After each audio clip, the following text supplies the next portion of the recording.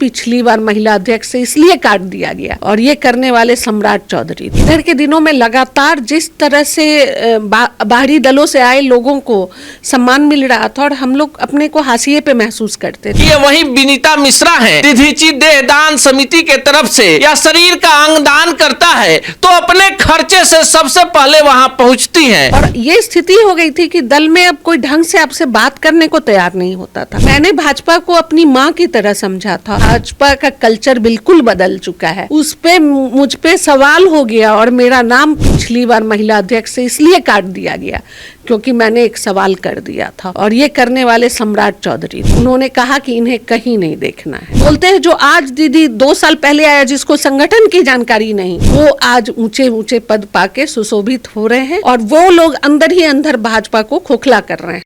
27 वर्षों तक भारतीय जनता पार्टी की समर्पित कार्यकर्ता रहने वाली विनीता मिश्रा ने कल एक बड़ा ही मार्मिक चिट्ठी भाजपा के प्रदेश अध्यक्ष डॉक्टर दिलीप जायसवाल को लिखा और कहा कि अब घुटन होती है, अब दर्द होता है कि जिस परिवार को अपने खून पसीने से सींचा वो परिवार ही अपने अभिभावकों को भूल रहा है। अब विनीता मिश्रा ने जैसे ही पार्टी छोड़ने की घोषणा की, भाजपा के कई सारे समर्पित कार्यकर्ता सोशल मीडिया पर इनके समर्थन में आ गए। विनीता मिश्रा भारतीय जनता पार्टी महिला मोर्चा की बिहार प्रदेश की उपाध्यक्ष रह चुकी हैं, बड़े परिवार से आती हैं और सबसे बड़ी बात कि जिस दौर में बिहार में बड़े कलाकार आने से डरते थे, विनीता मिश्रा ने पंकज उदास से लेकर उन तमाम बड़े कलाकारों जिसमें जगजीत सिंह भी शामिल थे, उनका सफल कार्यक्रम पटना में करके दिखाया।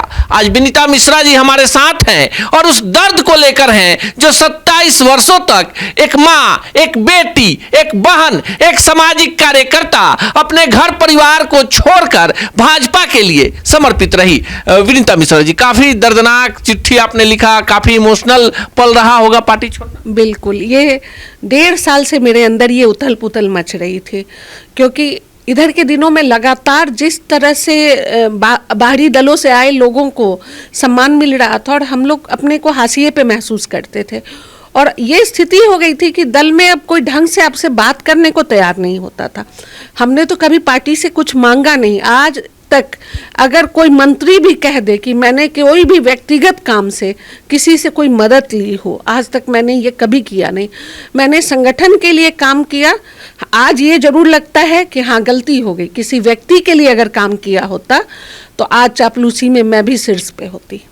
विनीता मिश्रा जी, आप उस दौर में बीजेपी में थी जिस समय बीजेपी के कार्यकर्ताओं को सड़क पर निकलने में डर होता था। सीधी बात कर लेते हैं जंगल राज की। उस दौर में आप लोगों ने काम किया, उस समय की भाजपा और इस समय की भाजपा में कितना अंतर आ गया? जमीन आसमान का अंतर हो गया है। पता नहीं क्यों आज का भाजपा पैसों पे ज्यादा, मतलब जो कहिए पैसे महत्वपूर्ण हो गए, संवेदना तो खत्म हो गई है।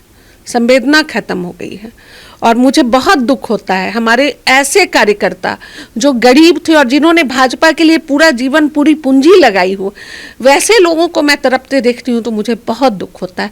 जब उन्हें कुछ नहीं मिला तो हम तो खैर जीने लायक हैं, हमें आप दे ना दे हम जी लेंगे, पर वैसे लोग जिनके समर्पण से ये दल खड़ा हुआ, उनकी आत्मा को रोते देख के मुझे बहुत बुरा लगता है।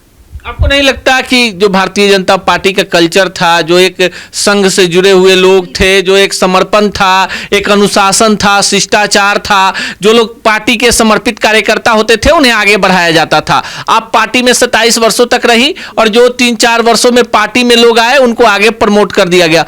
ये दर्द कैसे बर्दाश्त कर रही? बस वही एक, पता नहीं लोग इतनी जल्दी दल बदल के दूसरे दल में आ जाते हैं। मुझे तो बहुत वक्त लगा। मैंने भाजपा को अपनी माँ की तरह समझा था और मैं अपने परिवार के विचारधारा से विपरीत विचारधारा में आकर मैं भाजपा में शामिल हुई थी। नहीं तो मैं चाहती तो, अगर ये आपको चमचई से कहिए या इस तरह से अगर कोई ये लेना रहता तो मैं आज कांग्रेस में भी शीर्ष पे रहती या राजद में भी जाना चाहती तो मैं जा सकती थी, मेरे लिए रास्ते थे। पर मैंने विपरीत विचारधारा में संघर्ष की राजनीति को अपनाया, पर उसका बहुत अफसोस है किसी ने उस कद्र को समझा नहीं। कल जब आप इस्तीफा पत्र लिखा, मैंने आपको फोन किया, बड़ी भावुक थी। एक राजनीतिक कार्यकर्ता को क्या फर्क पड़ता है कि बीजेपी है, आरजेडी है, जहां सम्मान मिला वहां रहना चाहिए, तो फिर विनीता मिश्रा इतनी मजबूत महिला क्यों इतनी भावुक हो गई थी? क्योंकि मैंने दिल से राजनीति की थी, मैंने किसी पद के लिए राजनीति नहीं की थी। मैंने दिल से चाहा था कि बिहार बदले, और जब नीतीश कुमार शासन में आए थे और जो 2-4 सालों में परिवर्तन दिखा था, तो हमें लगता था कि हाँ, हमारा जीवन सफल हुआ, हमारे संघर्ष को कहीं पे एक मोड़ मिला है। लेकिन उसके बाद जो इधर के दिनों में भाजपा की स्थिति है, मतलब आप जाएंगे तो लगेगा कि माहौल मतलब दूसरे टाइप का। ये भले ही भाजपा का ऑफिस नया बन गया है, रंग रोगन हो गया है, जो भी अंदर में साज सज्जा, लेकिन लगता है आत्मा कहीं और चली गई है भाजपा की। आत्मा कहीं और चली गई है। अभी 2 महीने पहले मनीष कश्यप के साथ कुछ हुआ, किसी ने एक शब्द नहीं कहा। विनीता मिश्रा को लगता है कि बोलना चाहिए था कि नहीं, उस समय एक मानवीयता के नाते बोलना चाहिए था कि नहीं? नहीं कोई बोलेंगे, नहीं कोई बोलेंगे, क्योंकि उनमें संवेदना ही नहीं है। यहाँ तो लोग तात्कालिक लाभ के लिए आते हैं। मैंने तो पार्टी में ऐसे लोगों को देखा है जो सिर्फ अपने लाभ के लिए आते हैं, और पता नहीं क्या राजनीति है। जनता को ये समझना चाहिए, वो सोचती है हम जात पे वोट दे रहे हैं और अन्य चीज़ों पे हम 5 किलो अनाज मिल रहा है। क्या सही में 5 किलो अनाज मिल रहा है लोगों को? उसमें भी कमीशन में चला आपने एक सवाल उठा दिया जात के नाम पर। विनीता मिश्रा की जात ब्रह्मर्षि समाज, भूमिहार समाज। आपको नहीं लगता कि भूमिहार होने के नाते ही आपको समय समय पर जब भी मौके आए विनीता मिश्रा को लिस्ट से बाहर किया गया? हाँ, जातिवाद तो पार्टी में बहुत ज़्यादा है, बहुत ज़्यादा है। मतलब हम लोग जिस फैमिली से आते हैं, हम लोगों को जाति कभी सिखाया नहीं गया परिवार में। मतलब एक बचपन की घटना बताऊंगी। मैं जब सुनती थी भूमिहार तो मैं अपने गांव गई थी, तो मैंने पूछ लिया था अपने चाचा लोग के बारे में कि ये लोग भी क्या भूमिहार है, तो सबने मेरा मजाक उड़ाया था। तो हम लोग उस परिवेश में पले थे जहाँ जाति हम लोग उतना महत्व। लेकिन विनीता जी, कहा जाता है कि बीजेपी जो है वैश्य और भूमिहारों की पार्टी है। डिप्टी सीएम दिया, केंद्रीय मंत्री दिया, तो फिर समर्पित 27 वर्ष वाली कार्यकर्ता कैसे छूट गई?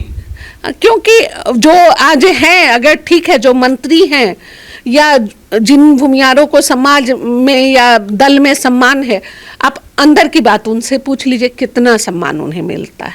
आपको लगता है कि भूमिहार समाज जो है या समर्पित लोग हैं उनको भाजपा में कोई सम्मान नहीं है?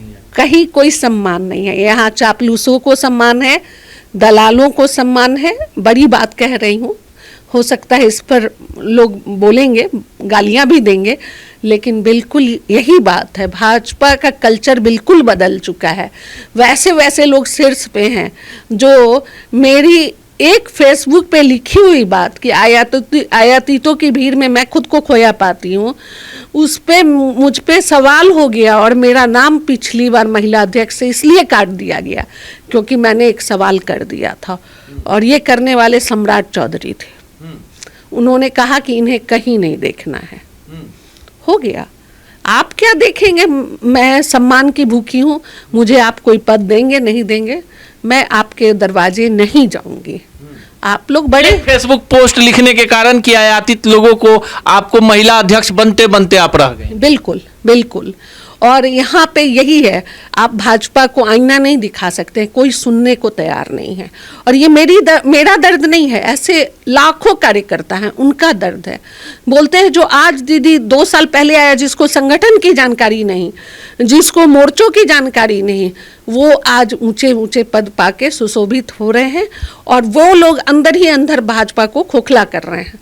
ये जिस दिन लोगों को समझ में आएगा तब तक बहुत देर हो जाएगी। विनीता मिश्रा का बड़ा दर्द है, आगे कहां जाएंगी अगले इंटरव्यू में बताएंगे, लेकिन फिलहाल दर्द इतना है कि जिस पार्टी को 27 वर्षों तक अपनी मां समझकर सेवा किया, उसी पार्टी में आए बाहरी लोगों ने ऐसे समर्पित कार्यकर्ताओं को ऐसे अपमानित करने का काम किया कि अपने ही घर की 4 दीवारी में विनीता मिश्रा जैसी समर्पित कार्यकर्ता घुटन महसूस करने लगी, और उन्होंने एक भावुक पत्र लिखते हुए प्रदेश अध्यक्ष से क्षमा मांग लिया कि अब और ज्यादा नहीं रह सकते। काफी भावुक थी, रो रही थी, और इनको लग रहा था कि 27 वर्षों का त्याग, समर्पण क्या इसीलिए किया कि घर छोड़कर जा रहे हैं, पर किसी ने हमारी सुध तक नहीं ली। बाकी पॉलिटिक्स है और राजनीति में कोई किसी का नहीं होता, यह विनीता मिश्रा की कहानी से साफ पता चलता है। चलते चलते यह भी बता दे कि यह वही विनीता मिश्रा हैं जो पूरे बिहार में दीधीची देहदान समिति के तरफ से कोई भी रक्तदान, नेत्रदान या शरीर का अंग दान करता है तो अपने खर्चे से सबसे पहले वहां पहुंचती हैं, लोगों को प्रोत्साहित करती हैं। जब ऐसी महिलाओं को, ऐसी साधन संपन्न और समर्पित महिलाओं के साथ राजनीति में ऐसे होगा तो फिर सवाल तो उस कप्तान से कि नारी सशक्तिकरण की परिभाषा आपकी पार्टी में क्या होगी। बाकी आप क्या सोचते हैं कमेंट बॉक्स में जरूर बताइए।